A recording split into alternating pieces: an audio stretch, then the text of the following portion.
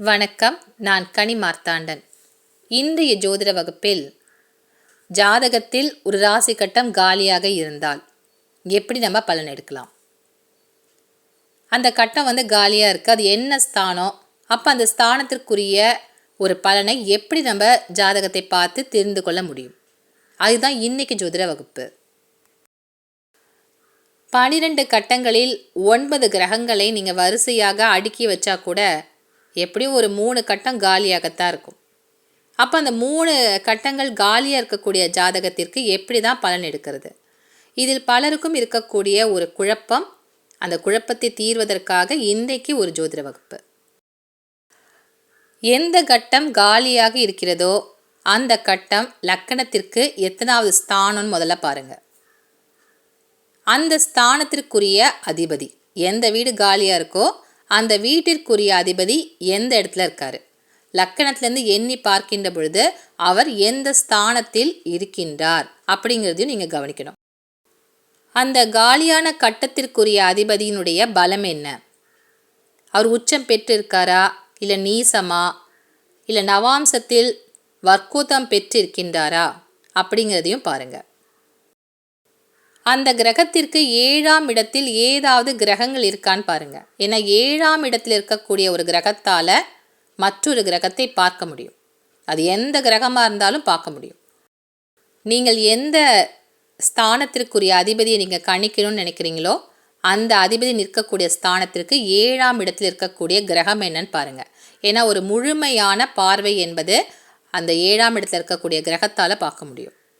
விசேஷ பார்வைகள் கொண்ட கிரகங்களான இந்த குரு, செவ்வாய், சனி, இந்த 3 கிரகங்களுக்கும் மட்டும் விசேஷமான பார்வைகள் என்பது உண்டு.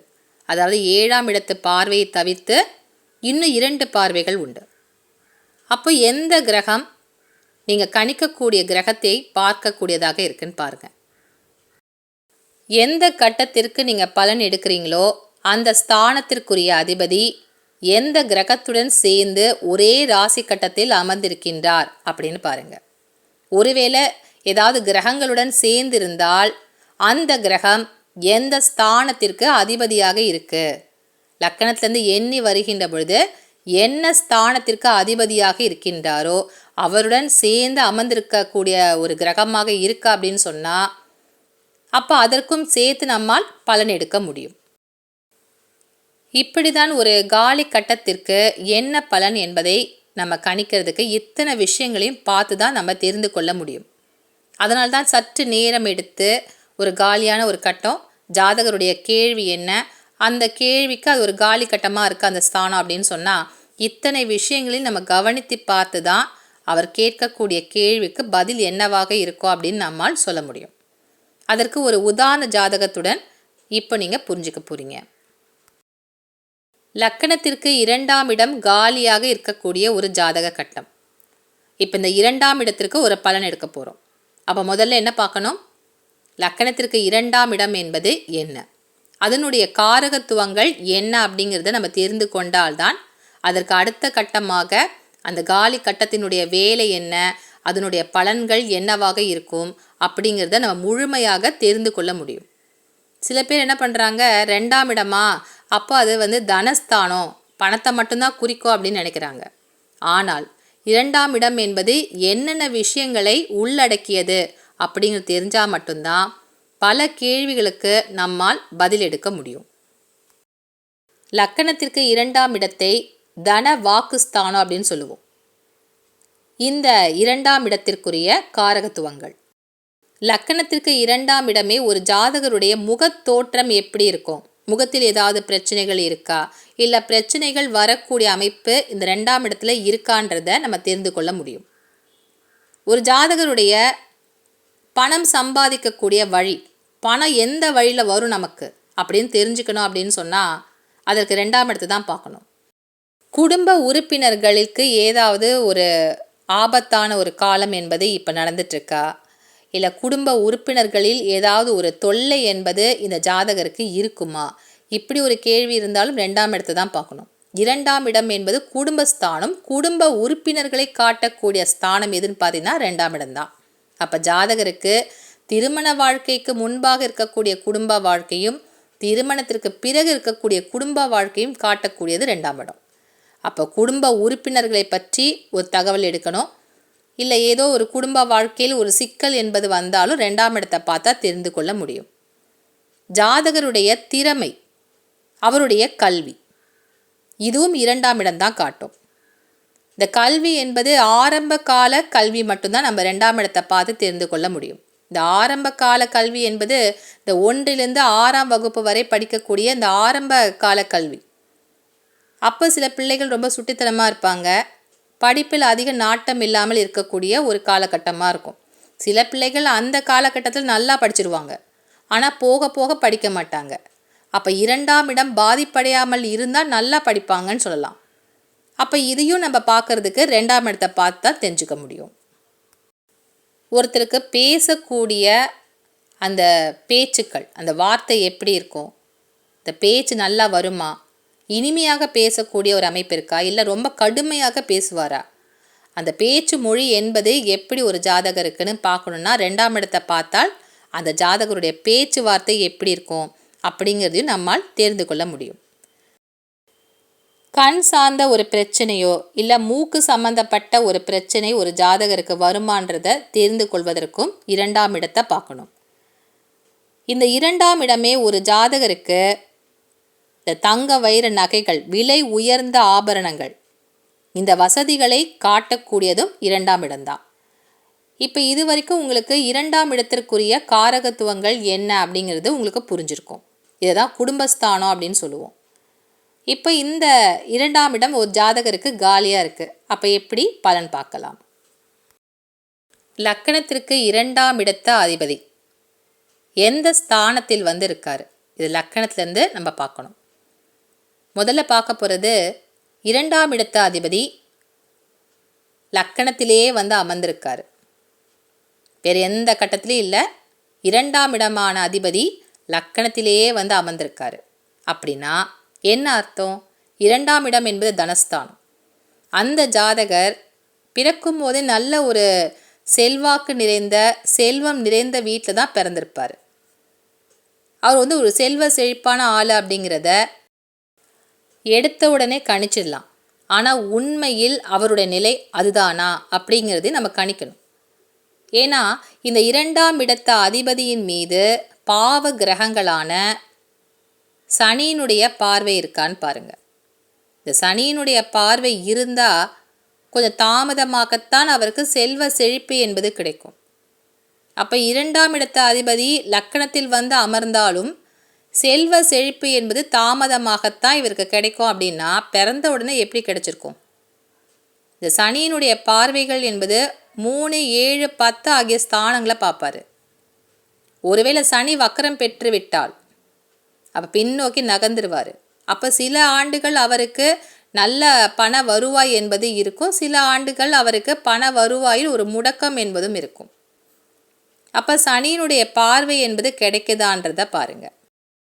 2ஆம் இடத்த அதிபதியுடன் சேர்ந்திருக்கக்கூடிய கிரகம் என்னன்னு பாருங்கள். ஒருவேளை லக்கணத்தில் 2ஆம் இடத்த அதிபதி இருந்து அவருடன் சேர்ந்திருக்கக்கூடிய கிரகம் லக்னாதிபதியே சேர்ந்திருக்காரு அப்படின்னு சொன்னால் நல்ல ஒரு செல்வ செழிப்பான ஒரு வசதி பெற்ற ஜாதகர் அப்படிங்கிறத முடிவு செய்து விடலாம். ஆனாலும் இன்னொரு விஷயத்தையும் நம்ம பார்க்கணும். ஏன்னா லக்னாதிபதி லக்னத்திலே அமர்ந்திருந்தால் அவர் ஆட்சி பெற்ற ஒரு லக்னாதிபதியாக இருப்பார். ஆனால் 2ஆம் இடத்த அதிபதி லக்னத்தில் வந்து மறைவது கொஞ்சம் தன விருத்தியை கட்டுப்படுத்தும், ரொம்ப அதிகப்படியான ஒரு செல்வ செழிப்பை தராது. ஏன்னா 2ஆம் இடம் வந்து அது நீசம் பெற்றிருக்கா அல்லது அவருடைய வலிமை குன்றி இருக்கக்கூடிய அமைப்பு இருக்கான்றதையும் பார்க்கணும். அதற்கேற்ற மாதிரி செல்வ செழிப்பு என்பது இருக்கும். ஆனால் லக்கணத்தில் வந்து இந்த 2ஆம் இடத்த அதிபதி லக்னாதிபதியுடன் கூடியிருந்தால் நல்ல செழிப்பான ஆளு தான். ஆனால் அந்த வசதி வாய்ப்புகளுடைய நிலையை தெரிந்து கொள்வதற்கு 2ஆம் இடத்த அதிபதியினுடைய பலம் என்ன அப்படிங்கிறதையும் நம்ம தெரிந்து கொள்ள வேண்டும். அடுத்தபடியாக 2ஆம் இடம் என்பது காலியாக இருக்குது அப்படின்றத நம்ம எடுத்துக்கிட்டோம். இப்போ அடுத்தபடியாக 2ஆம் இடத்த அதிபதி 3ஆம் இடத்தில் வந்து அமர்ந்திருந்தார். இந்த 3ஆம் இடம் என்பது முயற்சி ஸ்தானம், சகோதர ஸ்தானம். 2ஆம் இடத்த அதிபதி 3ஆம் இடத்தில் வந்து அமர்வது அவ்வளவு சிறப்பு கிடையாது.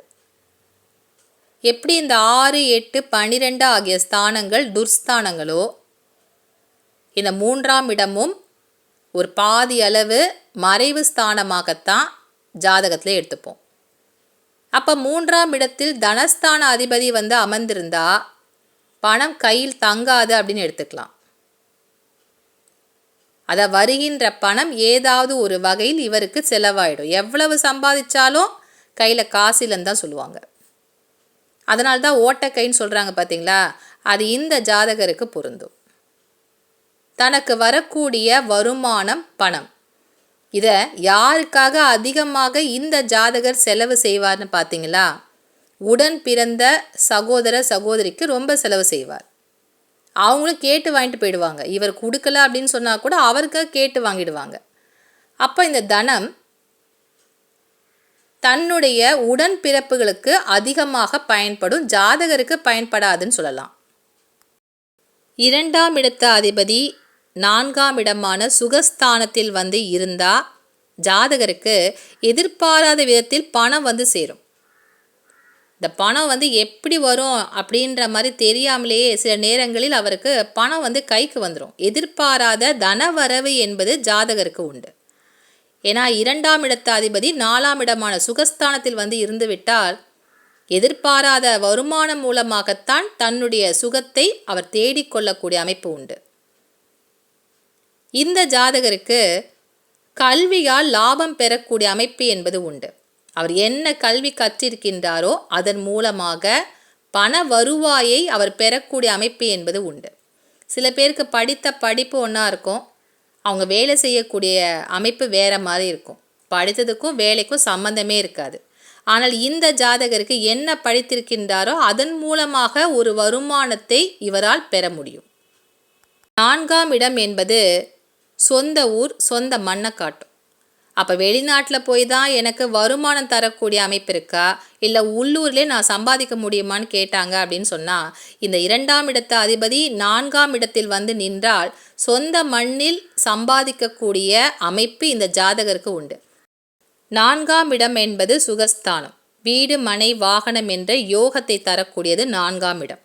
அப்போ ஜாதகருக்கு ஒரு ட்ராவல்ஸ் மாதிரி ஒரு பிஸ்னஸ் ஸ்டார்ட் பண்ணணும், இல்லை ஒரு நல்ல வந்து ஒரு கன்ஸ்ட்ரக்ஷன், ஒரு கட்டிடங்கள்லாம் கட்டி விற்கணும், இதை மாதிரி ஒரு தொழில் செய்யணும் அப்படின்னு நினைக்கிறவங்களுக்கு 4ஆம் இடத்தில் 2ஆம் இடத்த அதிபதி இருந்தால் அப்போ அவங்களுக்கு இந்த பிஸ்னஸ்லாம் செஞ்சால் நல்ல வருமானம் கைக்கு வரும், சுகஸ்தானம் பலப்பட்டிருக்கு அப்படிங்கிறத நம்ம எடுத்துக்கலாம். இந்த 2ஆம் இடத்த அதிபதி 4இல் வந்து நிற்கின்ற பொழுது தாயாரால் ஆதாயம் கிடைக்கக்கூடிய ஒரு ஜாதக அமைப்பு.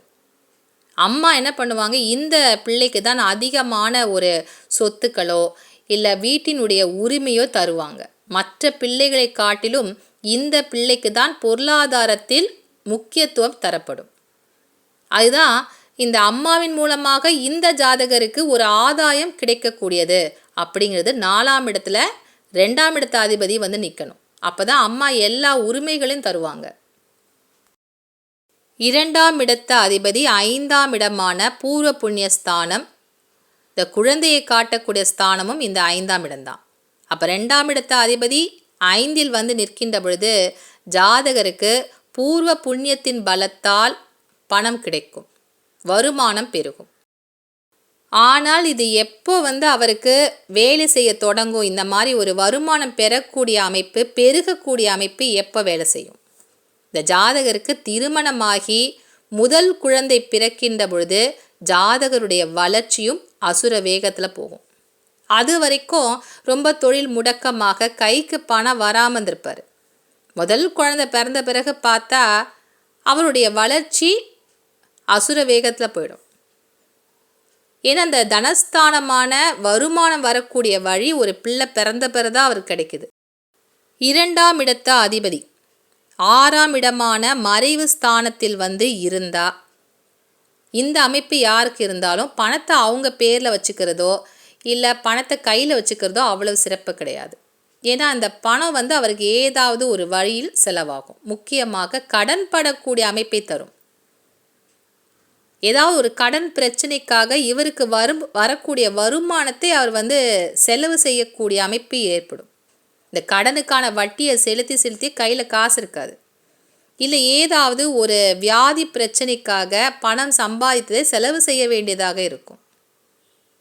எதிர்பாராத கடன் யாருக்கு வரும்னு பார்த்தீங்கன்னா 6ஆம் இடத்தில் 2ஆம் இடத்து அதிபதி மறைந்தால் எதிர்பாராத ஒரு கடன், இப்படி ஒரு கடன் வரும்னு அவர் யோசிச்சு கூட பார்த்துருக்க மாட்டார். ஆனால் அவருக்கு ஏதாவது ஒரு வகையில் ஒரு கடன் சேர்ந்துடும். 2ஆம் இடத்து அதிபதி 7ஆம் இடத்தில் நிற்பது, இந்த கேந்திர ஸ்தானத்தில் 2ஆம் இடத்து அதிபதி இருந்தால் பணம் எவ்வளவு சம்பாதித்தாலும் அந்த பணம் முழுசாக யார்கிட்ட போகும் அப்படின்னு பார்த்தீங்கன்னா வீட்டம்மா கைக்கு தான் போகும். அப்போ ஜாதகர் சம்பாதிக்கக்கூடிய பணம் அவர் கைக்கு ஒன்றும் கிடைக்காது. அவர் எவ்வளவு சம்பாதிச்சாலும் அவங்க கைக்கு தான் போகும். இல்லை ஒரு பார்ட்னர்ஷிப் பிஸ்னஸ் செய்து கொண்டிருக்கக்கூடிய ஒரு ஜாதகராக இருக்கார். அப்போ பணம் வருகின்ற பொழுது அது பார்ட்னர் தான் எடுத்துப்பார். அவர் என்ன செய்வார், இன்னொரு இடத்துல இன்வெஸ்ட்மெண்ட் பண்ணலாம், இப்படி ஒரு விஷயத்தை செய்யலான்னு அவர் போடுகின்ற பிளானுக்கு ஏற்ற மாதிரி இவர் சம்பாதிக்கக்கூடிய அந்த முதலும் அங்கேயே போயிடும். ஆக மொத்தம் 7ஆம் இடத்தில் 2ஆம் இடத்து அதிபதி நின்றால் ஜாதகர் தான் சம்பாதிக்கக்கூடிய பணத்திற்கு முதலாளியாக இருக்க மாட்டார். அதாவது சம்பாதிக்கக்கூடிய பணம் எந்த வகையில் செலவழிக்கணும், இல்லை எப்படி அதை நம்ம சேமித்து வைக்கணும் என்ற பொறுப்புகள் அவர்கிட்ட இருக்காது. அதை அவருடைய துணைவி எடுத்துப்பாங்கன்றது தான் இந்த அமைப்பு. 2வது குழந்தை பிறக்கின்ற காலகட்டத்தில் தான் இவருக்கு பண வருமானம் என்பது பெருகும். அது வரைக்கும் சுமாராகத்தான் ஜாதகப்படி இருக்கும். எப்படி 5ஆம் இடம் என்பது முதல் குழந்தை பிறந்த பிறகு தான் அவருக்கு அந்த தொழில் ஸ்தானமும் வருமானமும் பெருகும் அப்படின்னு சொன்னேனோ, அதே போல் 7ஆம் இடம் என்பது 2வது குழந்தையை காட்டும். 2வது குழந்தை பிறந்த பிறகுதான் இந்த ஜாதகருக்கு வருமானம் என்பது பெருகும். அது வரைக்கும் சுமாரான ஒரு காலகட்டமாகத்தான் இருக்கும். அடுத்தபடியாக இந்த 2ஆம் இடத்து அதிபதி 8ஆம் இடத்தில் மறைந்திருப்பது எந்த வகையில் ஒரு ஜாதகருக்கு பலனை தரும்? 8ஆம் இடம் அப்படின்னாலே எல்லாருக்கும் விபத்து, கண்டம், இல்லை ஏதாவது அரசு தண்டனை, ஆயுத தாக்குதல், அவமானப்படக்கூடிய இடம் அப்படின்னு நினச்சிப்போம். ஆனால் இந்த 8ஆம் இடம் என்பது வெளிநாட்டு தொடர்புகளை காட்டக்கூடியது 8ஆம் இடம்தான். அப்போ இந்த ஜாதகருக்கு 8ஆம் இடத்தில் இந்த வருவாய் 2ஆம் இடம் இருந்தால் அந்த ஜாதகருக்கு வெளிநாட்டு தொடர்பின் மூலமாக பணம் சம்பாதிக்கக்கூடிய அமைப்பு உண்டு. அப்போ நீங்கள் வெளிநாட்டுக்கு போனால் நல்லா சம்பாதிக்கலாம் அப்படின்னு சொல்லலாம். 2ஆம் இடம் என்பது குடும்ப உறுப்பினர்களையும் காட்டும் அப்படிங்கிறதுனால அப்படி 8ஆம் இடத்தில் மறைந்திருப்பது குடும்ப உறுப்பினர்களில் யாராவது ஒருத்தர் செய்யக்கூடிய ஒரு செயலால் இந்த ஜாதகர் அவமானப்பட வேண்டிய சூழலும் உண்டாகும். அதே போல் இந்த விலை மதிப்பற்ற பொருட்கள், தங்கம் வைரம் பொருட்களாகவும் இருக்கலாம், இல்லை விலை மதிப்பற்ற ஒரு பொக்கிஷமாக, குடும்ப பொக்கிஷமாக வீட்டில் வைத்திருக்கக்கூடிய ஒரு பொருள் காணாமல் போகும். இப்படி 2ஆம் இடத்து அதிபதி 8ஆம் இடத்தில் மறைகின்ற பொழுது அந்த பொருளுக்கு ஈடு இணை இல்லை அப்படின்னு சொல்கின்ற மாதிரி விலை மதிப்பற்ற பொருள் காணாமல் போகும். இந்த ஜாதகருக்கு உடலில் மறைக்கக்கூடிய பகுதிகள், அந்த இடத்துல ஏதாவது ஒரு சிகிச்சை, மருத்துவ சிகிச்சைக்காக பணம் செலவழிக்க வேண்டிய ஒரு அமைப்பும் ஏற்படும்.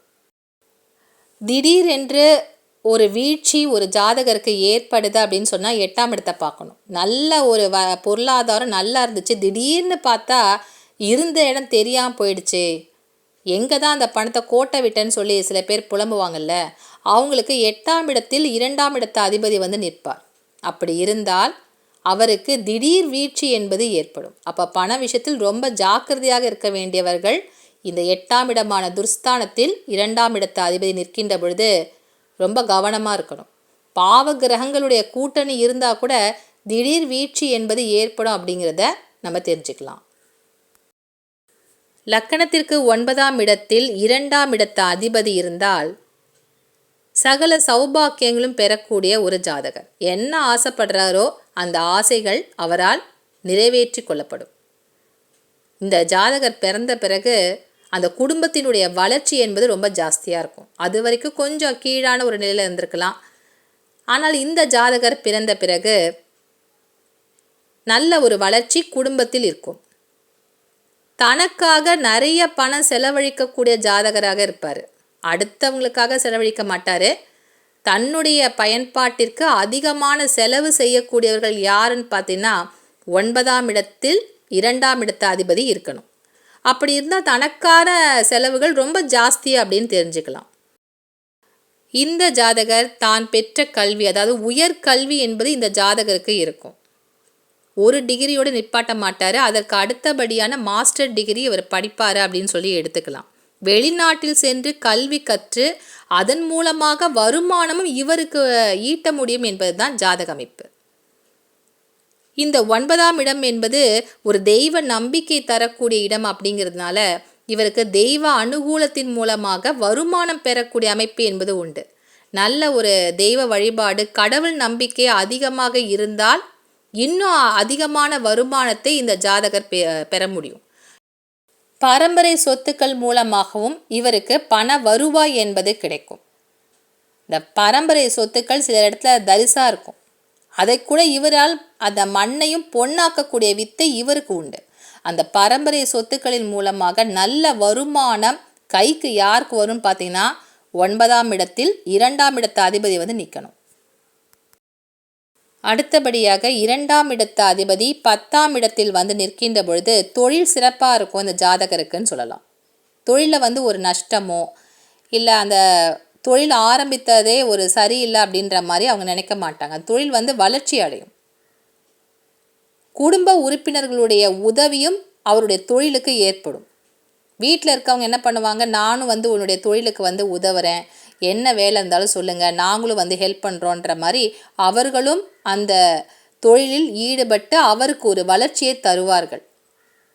அப்போ தொழில் வளர்ச்சி குடும்பத்தினர் மூலமாகவும் அவருக்கு ஒரு நல்ல பிஸ்னஸாக வளர்ச்சி அடையும். தொழிலுக்கான மூலதனம் என்பது மனைவி வழி மூலமாகவும் இந்த ஜாதகருக்கு கிடைக்கும். ஒரு தொழிலை வளர்ச்சி அடைய செய்யணும், அதற்கு சற்று பொருளாதாரம் கை கொடுக்காத நிலையில் மனைவியின் மூலமாக பணம் வந்து சேரும் இந்த ஜாதகருக்கு. கேட்டால் கண்டிப்பாக கிடைக்கும். அதுதான் இந்த 2ஆம் இடத்து அதிபதி 10ஆம் இடத்தில் நிற்கக்கூடிய அமைப்பு. 11ஆம் இடம் என்பது லாபஸ்தானம். அபிலாசைகளை காட்டக்கூடிய இடமும் 11ஆம் இடம்தான். அதாவது ஆசை என்பதை தாண்டி பேராசையை காட்டக்கூடிய இடம் 11ஆம் இடம். அப்போ இந்த ஜாதகருக்கு தன்னுடைய ஆசைகள், நிறைவேறாத ஆசைகளையும் அவர் நிறைவேற்றி கொள்ளக்கூடிய ஜாதக அமைப்பு. அப்போ பணம் செலவு செஞ்சால் எந்த ஆசையும் நம்மளால் நிறைவேற்றி கொள்ள முடியலையா, அது இவரால் முடியும் அப்படின்னு சொல்லலாம்.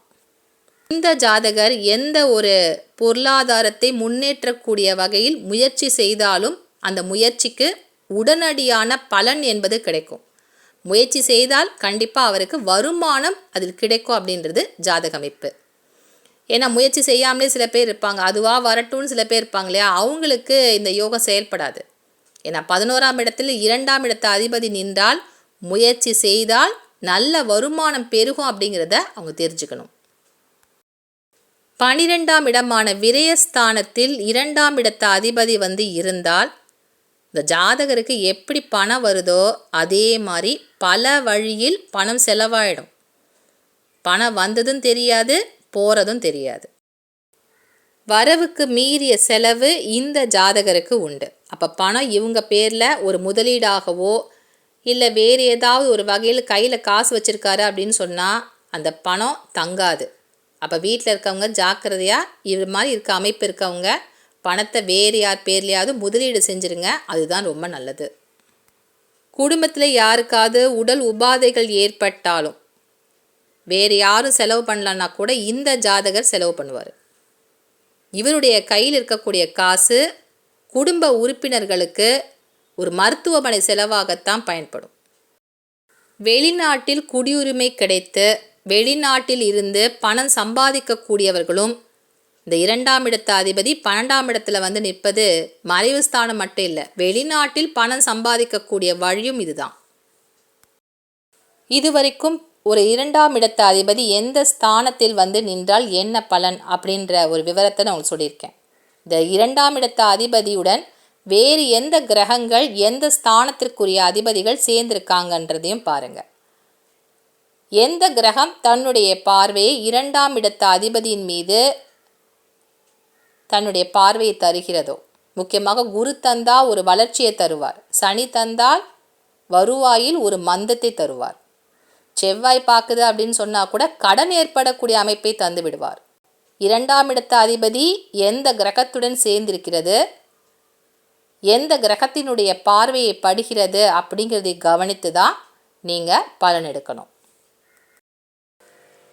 இன்றைய ஜோதிட வகுப்பில் இந்த 2ஆம் இடம் காலியாக இருந்தால் எப்படி பலன் எடுக்கணும் அப்படிங்கிற விவரம் உங்களுக்கு புரிஞ்சிருக்கும். இந்த கணிப்புகளை நீங்கள் மற்ற ஸ்தானங்களுக்கும் நீங்கள் பயன்படுத்தி ஒரு ஜாதகத்திற்குரிய பலன்களை நீங்கள் எடுக்கலாம். மீண்டும் அடுத்த வகுப்பில் உங்களை சந்திக்கின்றேன். நன்றி, வணக்கம்.